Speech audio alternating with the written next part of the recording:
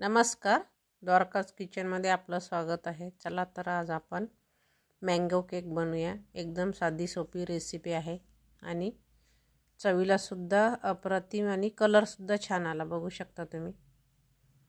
तर आता आपण साहित्य काय काय घेतलं ते बघूया। 1 वाटी साखर घेतली, 1 वाटी तेल, 1 वाटी मी हे आंब्याचा रस काढून घेतला, बिना पाणी घालताच रस काढला। आता हे तिन्ही पण मी मिक्सरमधून फिरवून घेतलं, एका बाउलमध्ये काढून घेतले सगळं। वाटीचंच प्रमाण आहे, छोटी वाटी आहे। छान मिक्स करून घेतलं। तर चाळणीवरती 3 वाटी रवा, बारीक रवा आहे आणि 1 वाटी मैदा हे आपण चाळून घेणार आहोत। वाटी सगळीकडे सारखीच वापरलेली आहे। छान मिक्स करून घ्यायचं आणि 10 मिनिटासाठी आपण याला भिजत घालूया। थोड्या वेळ तोपर्यंत दुसरी तयारी करून घेऊ। इकडं आपण भांडं गरम करायला ठेवलं, थोडंसं मीठ टाकलं। हे माझं जुनं इडली पात्र आहे हँडलियमचं, त्यामध्ये मी मीठ घातलं आणि मंद गॅसवरती मी गरम करायला ठेवलं। तर हे टुटी फुटी आहे, त्याला पण थोडासा मैदा लावून घेतला। हे केक टीन आहे, त्याला पण थोडंसं आपण तेल लावून आणि बटर पेपर टाकून घेतला मध्ये। पेपर व्यवस्थित टाकून घेतला, त्यानंतर पण त्याला पेपरला सुद्धा मी थोडंसं तेल लावून घेतलं। हलकासा ब्रश फिरून घेतला आणि थोडासा मैदा भुरभुरून घ्यायचा, नाही घेतला तरी सुद्धा चालते। आता आपण हे भांडं, केकचं भांडं तयार करून ठेवले, बाजूला ठेवून देऊया। आणि आपण जो रवा भिजत घातला होता आधी, तर तो रव्यामध्ये आपण आता थोडं थोडं दूध घालायचं। बघू शकता तुम्ही, घट्ट असं आपला रवा झाला, म्हणजे छान फुलला गेला। तर ज्या वाटीनं आपण सगळं प्रमाण घेतलं त्याच वाटीने मी 1 वाटी दूध घेतलं।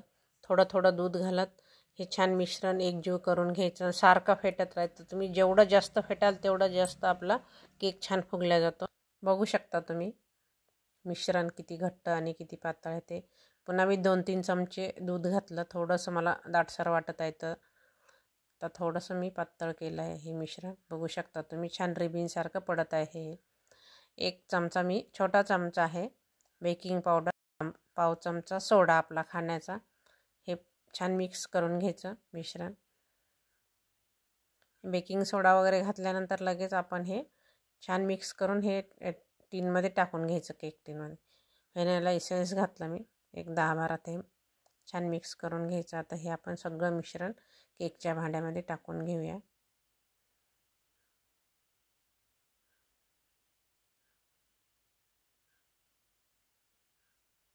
सगळं मिश्रण व्यवस्थित टाकून घ्यायचं आणि हलक्या हाताने थोडंसं टॅप करून घ्यायचं आहे भांडं आपल्याला।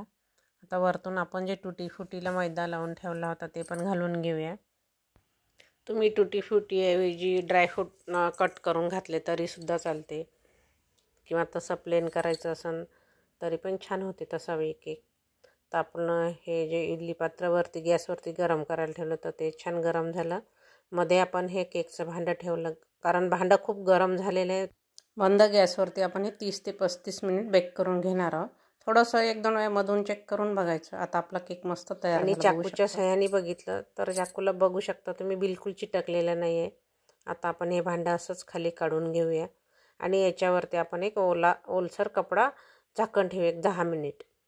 10 मिनिटानंतर आपण काढून छान सगळ्या साईडनं चाकू फिरून घ्यायचा, म्हणजे आपला केक पूर्ण सैल होते आणि एका प्लेटमध्ये काढून घ्यायचं। केकच्या भांड्यावर अशी प्लेट पालथी घालायची आणि असं उलटा करून घ्यायचं, म्हणजे केक बरोबर व्यवस्थित पडला जाते। तर आपण बटर पेपर काढून घेऊया। बघू शकता तुम्ही, कलरही छान आला। हलक्या हाताने घ्यायचं, मस्त आपली टुटी फुटी पण छान दिसते, कलरही छान आला आणि डबल छान फुगला केक। हे एकदम मस्त जाळीदार केक तयार झाला, कलरही छान आला आणि चवीला तर अप्रतिम आहे। तुम्ही नक्की या पद्धतीने करून बघा। जर हे केकची रेसिपी आवडली तर प्लीज लाईक करा, शेअर करा। ज्यांनी सबस्क्राईब केलं नाही त्यांनी सबस्क्राईब करा। धन्यवाद।